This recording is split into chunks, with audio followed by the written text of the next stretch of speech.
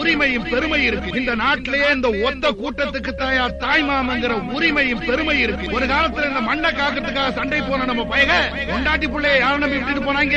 அவன் அண்ணன் நம்பி விட்டுட்டு போகல. ஏன் பெத்த அப்பனை நம்பி கூட விட்டுட்டு போகல. அவன் பிறந்த வீட்டுல அவங்க அண்ணன் நம்பி விட்டுட்டு போனான். அதே தங்கச்சிக்கு ஒரு புள்ள பிறந்தா முதச்சேனையா சீனிப்பால் தொட்டு வச்சு பசிய போக்குறவன் தாயா இந்த தாய் மாமன் சேர தொட்டு வச்சதுக்கு அப்புறம் தான் பெத்த தாயே பால் கொடுக்கிறான்.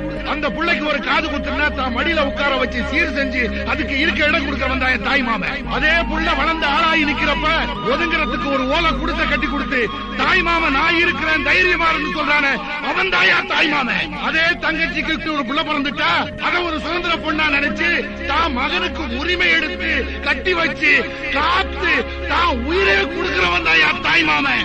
இப்படி என் தங்கச்சி வீட்டுக்கு போனதுல இருந்து புள்ள பெத்ததுல இருந்து காது குத்துறதுல இருந்து இன்னைக்கு சமைஞ்சு குத்த வச்சிருக்கிற வரைக்கும் சீர் செஞ்சு போனவன்